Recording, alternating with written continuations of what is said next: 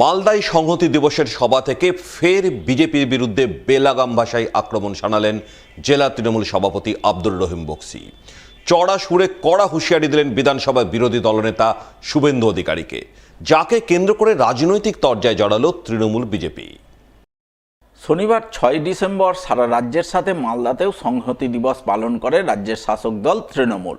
সংহতি দিবসের সভা করেন মালদা জেলার তৃণমূল নেতৃত্ব। সভা অনুষ্ঠিত হয় মালদা শহরের রথবাড়ি মোড়ে। সভায় হাজির ছিলেন জেলা তৃণমূল সভাপতি আব্দুর রহিম বক্সি, জেলা তৃণমূলের চেয়ারম্যান চৈতালি ঘোষ সরকার, জেলা তৃণমূলের মুখপাত্র আশিস কুন্ডু, জেলা পরিষদের সভাধিপতি লিপিকা বর্মন ঘোষ সহ আরও অনেকেই। তাদের উপস্থিতিতে এদিন মঞ্চে বক্তব্য রাখতে উঠে শুরু থেকে শেষ পর্যন্ত বিজেপির বিরুদ্ধে জোরদার আক্রমণ শানান জেলা তৃণমূল সভাপতি আব্দুর রহিম বক্সি। ব্যানার্জিকে গাল দেবার আগে ভাবতে হবে বন্ধু, বিজেপির সাথে হাত মিলিয়ে রাতের অন্ধকারে গোপন আস্তানায় মিটিং করে ঠিক করছো মালদার বুক থেকে আবার তৃণমূলকে মুছে দিবে।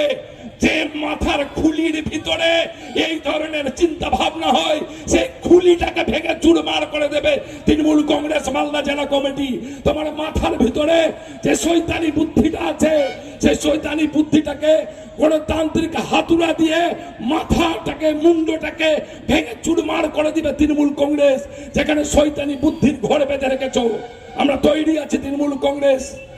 যারা শয়তান তাদের খতম করার দিন এসছে বন্ধু।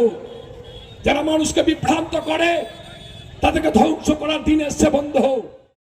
তিনি বিভিন্ন ইস্যুতে বেলাগাম ভাষায় বিজেপিকে আক্রমণ করেন। চড়া সুরে কড়া হুঁশিয়ারি দেন রাজ্যের বিরোধী দলনেতা শুভেন্দু অধিকারীকে, যার পাল্টা জবাব দিয়ে জেলা তৃণমূল সভাপতির কড়া সমালোচনা করেছেন বিজেপির জেলা নেতা অম্লান ভাদুরী। বন্ধ বিজেপির নেতা, বিরোধী দলের নেতা, স্বপ্ন দেখিও না। যেদিন মালদার মানুষ জেগে উঠবে, তোমাকে 1 ইঞ্চি মাটি ছাড়বো না, গাড়ি থেকে পা মাটিতে রাখতে দিব না বন্ধ। কখনো তিনি বলছেন কাউকে খতম করবেন, কাউকে বাড়ি থেকে বেরোতে দেবেন না, কারো মুন্ডুকে লাঠি দিয়ে ফাটিয়ে দিবেন। এক বিশৃঙ্খল অবস্থা। তিনি এগুলো কিছু পারবেন না করতে, কিন্তু কেন যে তিনি এগুলো বলেন এইটা আমরা বুঝে উঠতে পারি না। তার যদি সত্যিই ক্ষমতা থাকে তাহলে কিছু করে দেখান, তাহলে আমরা বুঝবো যে তিনি কিছু করতে পারলেন।